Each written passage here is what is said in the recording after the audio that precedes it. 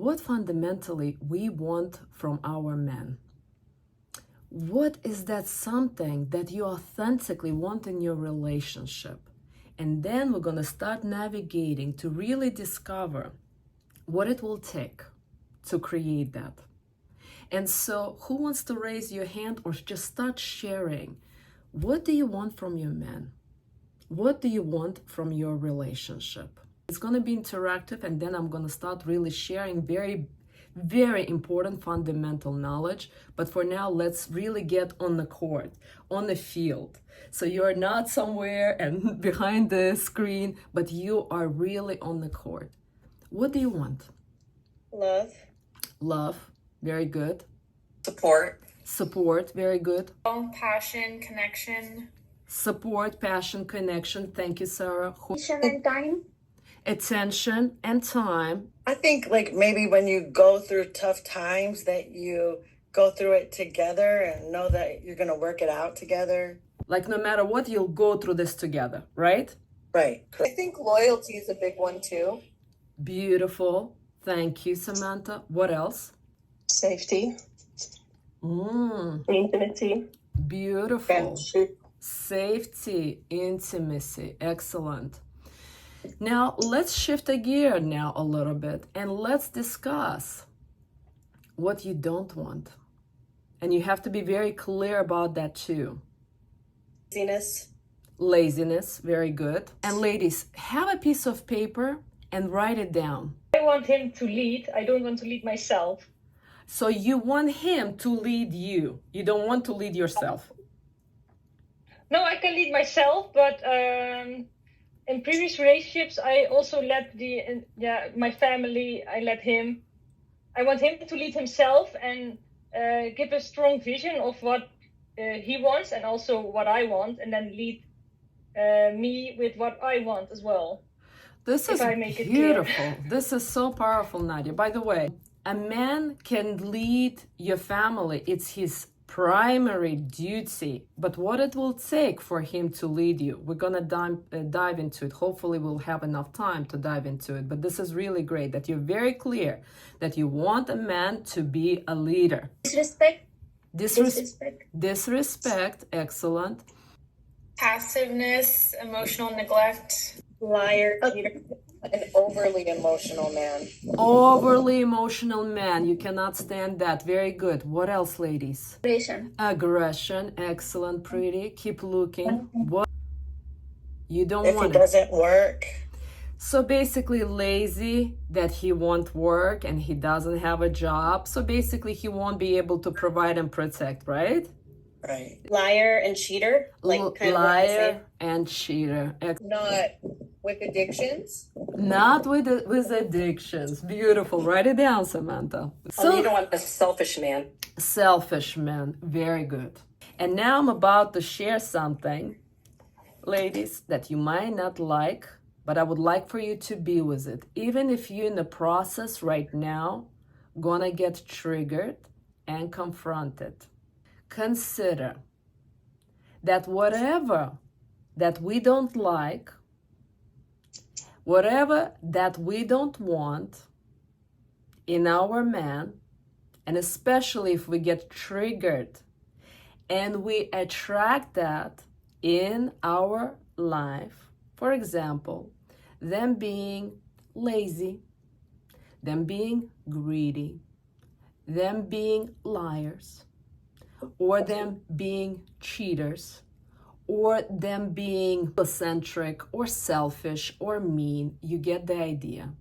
Consider that we have that quality in us. So just be with that for a moment.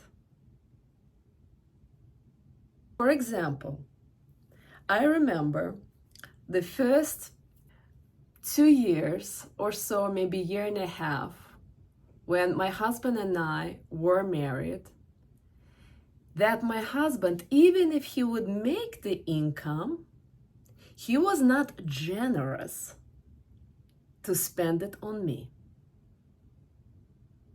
I was getting triggered because who was not generous? You. Yes. And so now my question to you, what do we need to do to help them to correct the quality that we cannot stand in them? And I'm already giving you this huge hint. Work on ourselves. But how will that look like? This is fundamentally, is almost kind of a flaw in our character, that we have the laziness. Ladies and all human beings, since our age 3, we lie. It's the phenomena that began at age 3 in order to survive. At age 3, 4, and 5, kids start to lie because we tell them no to this, no to that, no to this, no to that. And they want to eat candy. They want to play video games, or they want to do something that we don't allow. So in order to protect themselves, they have to lie. And as we're growing, we still have sometimes this quality because we don't want to hurt another human being, or for X, Y reasons, we sometimes either don't say anything, or we say white lies, or even sometimes we lie. And so everything that we don't like in our men, we have that in ourselves. And that's why it triggers us. But or for example, for those of you who says, I don't like them with addiction. I remember when my husband, I was pregnant, and he lost his job, he turned to alcohol for a few days in order to suppress his fear, his anger at himself, his shame, how he will be able to provide for a family where he lost his job. And I was so angry with him that he's turning to alcohol. And then later I had to confront, I have addiction to sugar. When I'm stressed, I want to turn to ice cream or cheesecake. But then I want him to overcome his thing without addressing mine. And we each, one of us, have something that we cannot stand in ourselves. But we don't want to concentrate on us, we want to concentrate on them. And so my question to you, how can you really accept the good, the bad, and the ugly even in our man ecologically, and that from the space without poking him, complaining, or criticizing him? What will it take? Whatever that you don't like in him, you gotta really reflect and look inward. That means you have it. We can never change them. We can only concentrate on ourselves. One of the Buddhist monks said, dumb people try to change others. Smart people are teaching others. But wise people accept others the way they are. And in this acceptance, ladies, that's where the transformation is. Your man will start transforming when you're gonna accept his quality that you don't like. For example, you don't like that he is greedy or lazy. As you're gonna work on yourself, accepting your part that you are greedy or you are lazy, in you, as you're gonna start accepting that part of you, all of a sudden how you will know that you're accepting him, because he's no longer triggering you. And when he's not triggering you, that's when you can start making requests, and he will start follow through. You'll ask him, honey, let's go to vacation, because you are no longer feel that anger and resistance that he is not generous, and you accepted him the way he is. He's gonna start saying, let's go.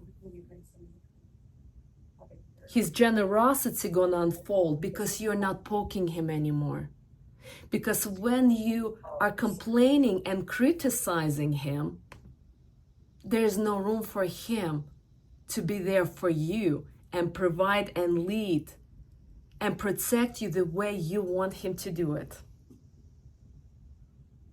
Tell me what's showing up.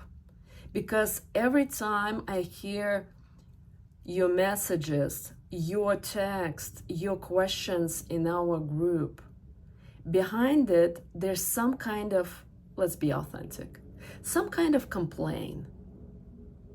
Do you get it? And that's what was the question, Pretty, your latest question. And that's why I'm having this conversation right now. You're looking through the lens that he's choosing his friends, what I should do, what I shouldn't do. All of this is how you view and listen to your man. If you listen that he doesn't care about me and his friends are more important, that's what's gonna show up. If I'm not as important and that he doesn't like me, that's what's gonna show up.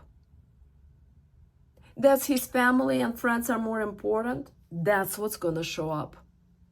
Our internal state will give you your reality.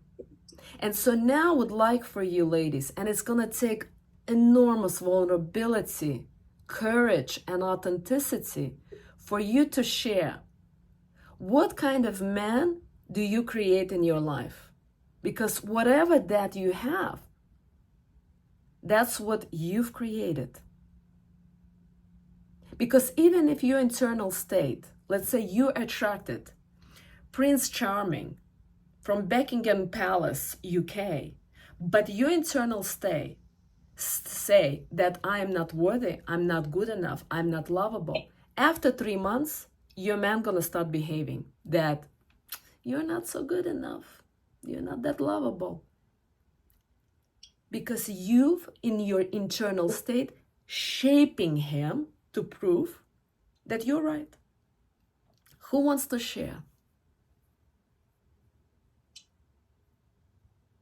Yes, Pretty. I will. Yeah, Ayana. Let's go with Ayana, Pretty. One moment. I think that with some of the people, the men that I have been meeting and getting to know for marriage, I create this idea of inconsistency, and that they'll be inconsistent with me, or like, you know, things will be going good for, you know, like 2 weeks, 3 weeks, and then like they'll just drop off for a few days, and then I have this like idea that, okay, they're not serious, they're being inconsistent. And so I'm noticing that. Really great, Ayana. I want to acknowledge you for being so vulnerable and brave right now. But let's look like a little bit deeper. Behind this inconsistency, if man is inconsistent with you after a second or third date, what's behind that? If you're really vulnerable and authentic, look deeper. What's there? They could be feeling like It's not I'm about not them. completely ready, Yes. Keep looking. Good job.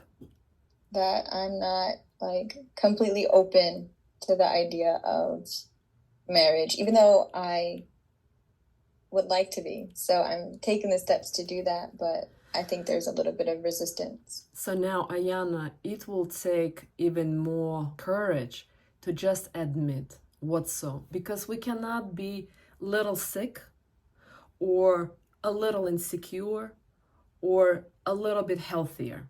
We're either healthy or not. We're either confident or not. We're either happy or we're not. So we cannot be not a little bit ready or not quite ready yet. So let's just acknowledge what's really there, Ayana. That I'm not ready Yes, that I'm not ready for what? for a relationship. That I am not ready for relationship and And what? marriage. And not marriage. yes, because Well, that's the only relationship I really acknowledge. So yeah. yeah, so I'm not ready for a relationship and marriage. You're putting it out there, right? That you want to get married and be in a relationship. What's really in the background? That you're not ready. That's what we want to acknowledge and not kind of pretend it and cover it up. Thank you. You want to share, or anyone else? What do you want to be vulnerable, authentic? Because our authenticity sets us free. Because we tend to lie to ourselves and to others and really the universe and world. And then we get surprised why we don't get what we want. And here is the opportunity to really say what's so and be vulnerable and authentic where we've been inauthentic. So who else wants to share? Can we share good things also, like No, not right now. Pretty, not bad. right now, not right now. Right now we're sharing the dirt. In order to get to good stuff, we really first uncover the dirty things that is there. And we have it, but we tend to kind of cover up and put the flowers that everything looks so good. I'm extremely emotional. So on the little things I cry, and like, why did you do this? Why did you talk to me? So I push his button and I make him angry. It's my fault that I know these things hurt him. When I cry, it hurts him. But still I cry. And then he gets angry that why did I hurt her? And then he like goes away. But you see, Preeti, you're saying that I am emotional, but behind this emotional, you're covering up when you're saying, why did you do this? Why did you do that? And why did you, and what is this why and why and why? What is that you're really doing? Criticizing? Yes. Really, really great. So you gotta really authentically share who I am right now with men is I am critical. Make sense? Overcritical. What is it? Overcritical. Overcritical. Beautiful. Want to acknowledge you. Write it down. And when you're overcritical, guess what happens? With any... What does he do when you're overcritical? What he does? Run away. Yes! Really beautiful. Excellent. Ladies, you're starting to get how it works, right? So let's keep digging. Yes, Celine, share. What are your patterns? There's a lot. But Go for it. this one is the lying, cheating, which I think comes from like lack of trust. And so then it's maybe a lack of trust in myself and maybe my decisions or discernment, especially. So I guess it's kind of knowing to trust myself, but underneath, like also pointing at past examples and saying, okay, you learned your lesson, but then when you do it again, you're like, well, did you really learn? So then it's kind of affirming the fact that like, well, see, you can't trust yourself. Yes. Yeah, so basically, you don't trust yourself, and then you really don't trust them, but you're trying to whip them, prove me, so I can trust you, right? Right. Yeah. And so what is this ugliness that you are whipping them that you're doing? Is it like a sense of like trying to control to get comfort? Is it control? Is it criticism? Or is it domination? What is it? All of it. Write it down. So I'm controlling, dominating, criticizing, and on top of it, trying to get him, well, love me and prove me that I can trust you. Do you get how pathetic this is? Yeah. But I'm wondering the lying, because I'm like, I don't know that I lie. Maybe it's a lie to myself, but I think I'm like hesitant of that too, that the other person is lying. Well, exactly. When we are triggered by others' lies, it's because we're lying to who? Ourselves. Yes. Lies always starts with ourselves. You know pretty much that this relationship not gonna work hypothetically, but you're in it and you're trying to pretend that it's gonna work. So you're lying to yourself. You see the red flags hypothetically, for example, right? And then whatever that he's saying, it's like, oh, it's all about lies, you don't trust him, but really you're lying to yourself. You see that it's not gonna work. So lies always starts with ourselves, okay? Really good ones. Who else? Keep digging the dirt, ladies. The more you're gonna dig it out, the easier it's gonna be. Hold on, pretty. Yes, Sarah, go for it. I don't know if I could like say it cohesively, but I feel unsupported, not financially, but emotionally. I feel like he doesn't celebrate or get excited. I feel like I'm working really hard to go towards my dream, but I feel very isolated and alone, and unsupported just keeps coming up for me. Okay, let's uncover it a little bit more. So you feel unsupported, and therefore, what is your patterns? How are you making him wrong? I tell him like he's not there for me, and I just feel like we have a hard time communicating. We misunderstand everything the other person says. It's like we're speaking two different languages. It's very frustrating to not be heard. So very good. So how would you call this, that you're really saying that you're not there for me, you're not supporting with that, you don't get my dreams, you don't do this? How would you really call it? Nasty way, without covering it up and making it pretty. What is it? I don't know. Yes, you do. You just don't want to see it. You want to cover up. I'm so wonderful. I'm so sweet. I'm so kind. I'm so loving. I'm so sexy. I'm so pretty. And you are the bad one, but want to uncover that. So you're complaining, really. You don't do this for me. You don't do that for me. So what is that? Is it complaining? Is it criticism? Is it passive aggressive anger there? So you really have to dig the dirt. What is it? There's a lot of anger and resentment. Beautiful. Excellent. Excellent work. So you're really angry, you're really resentful, but you're trying to make it like a sweet that, oh, I'm so just supporting me. You gotta acknowledge that I am angry and I'm resentful. And you're trying to work the relationship on top of that sticky caca.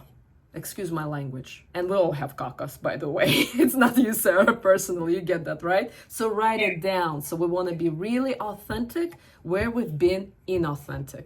Who else wants to share? Laura, go for it. Yes, I think my pattern is similar to Ayana. I am single, and sometimes I think why I can't find someone, or why is no one interested or approaching me. But at the same time, I feel have walls around my heart, and I'm the one who's quite cold and not ready for someone to approach me. Yeah, so what is it there behind, Laura? That you are scared, and what else? Yeah, not ready, don't feel good enough for it. Not sure what else. Is it I'm scared, or I don't trust you, or I don't feel safe? Something is like that with you. So look inward. Yeah. What is it? Yes. What is Yeah, it? I Safety? don't trust you. It's not safe. Yeah. So, yeah. So you see, you haven't healed some of the childhood traumas, and you were not safe in your childhood. And on top of it now, you want your man to protect you. Basically, be your mom or your dad. What we've heard in Nicole yesterday, and Kristen did a really good job already sharing it. Nicole is saying, I want to belong. I want to belong since I was a child. Ladies, when you have this belonging and that deep loneliness and this lack of trust and safety, men will be able to give that to you. Mm-hmm. It's impossible. It's like, think about it this way. If you see this, 10% of love internally, and you feel only 10% safe in the world, you're walking around and you want your man to give you 90. So you feel 100% full and happy and experience love. It will not happen. The way it happens, it's your responsibility to fill yourself with 90. And a man gives you 10. And then you feel full. Not a single man, ladies again, will be able to fill you up. If you feel lack of trust, if you feel lack of safety, if you feel like I need to longing, it's not about men at all. It's about your traumas. And by the way, in 21 years that I work as a counselor and hypnotherapist, all my clients would come and say, I had a great childhood. I had a great parents. Please know that not a single human being in the universe had a happy childhood and a great, happy, loving parents. Not a single. Otherwise, you wouldn't be born. Every parent have their lessons to learn, their traumas that they are subconsciously, not on purpose, passing into you. Their insecurities, their shame, their guilt, their fear. The moment you're born, you're like, with it, also experiencing it. And it is your duty and responsibility to heal those childhood traumas and whatever they pass to you, so you can meet your man with 90% full. And then he will add 10% and the water gonna start spilling out because you're both happy. And not like you're without arm and leg and he is without arm and leg and you're trying to be one and it's still kind of broken ripple person. It will never work like that.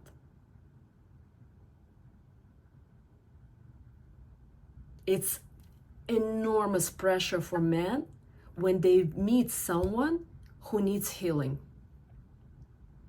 who has unresolved, unhealed childhood traumas or previous broken marriage and problems. When they see that, they want to run.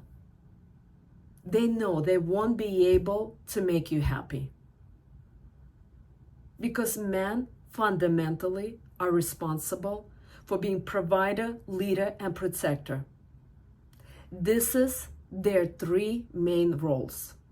But you're asking them of too much, of being your mom and your dad and your girlfriend and all of it, and it's impossible. Who wants to object to that? And who has a problem right now and gets triggered by hearing it right now?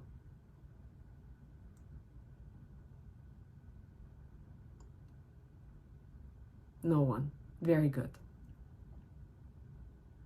Thank you for being in this really courageous and really bold conversation. So who else wants to acknowledge what is your pattern that you are doing in your relationship that is not working before we're going to move on?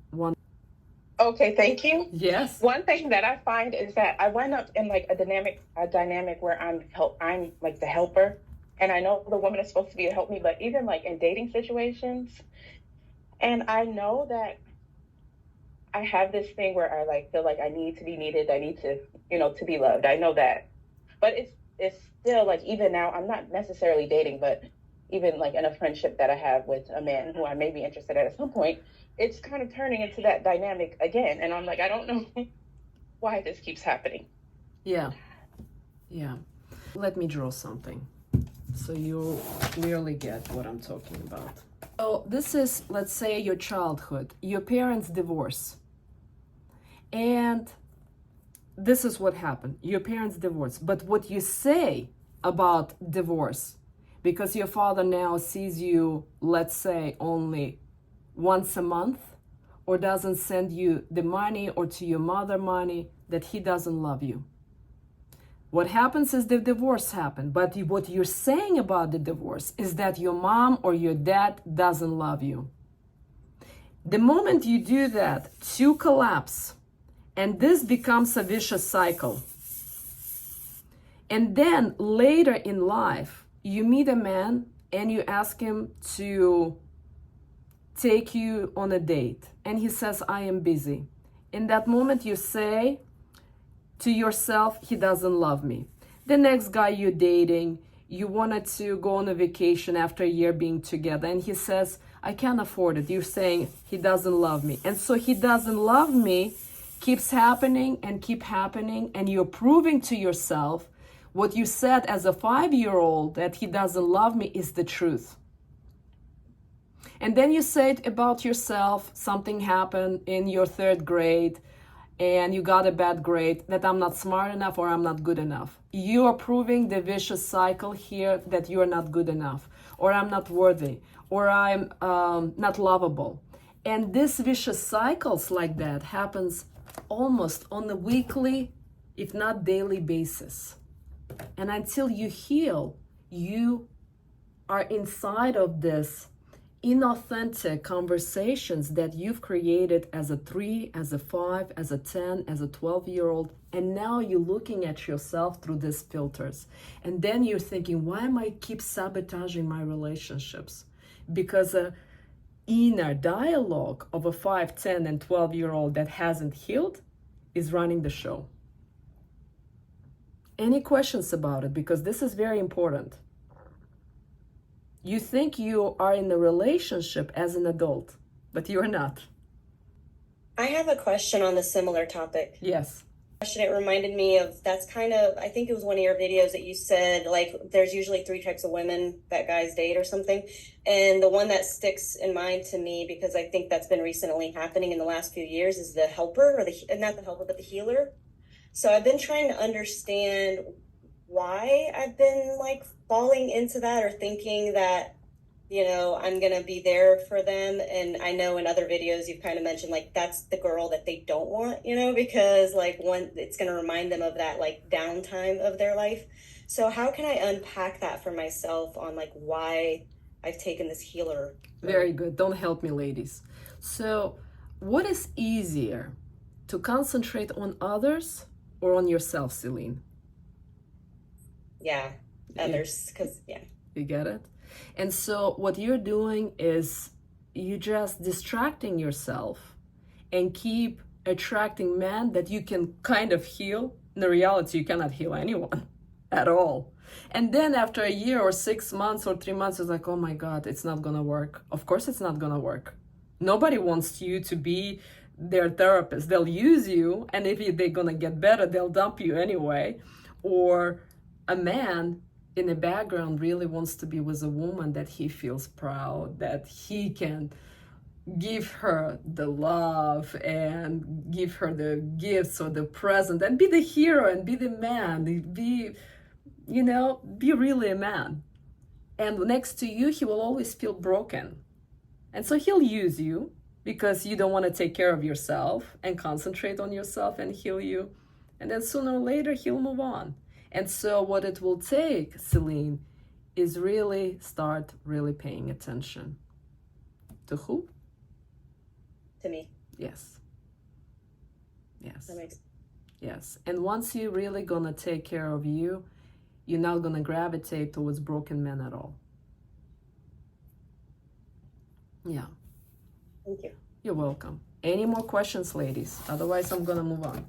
So we're very clear on what it will take for us to stop being triggered by something that we don't like in a man.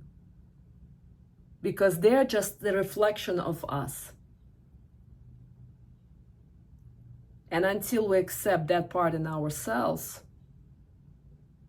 we will not be able to accept them.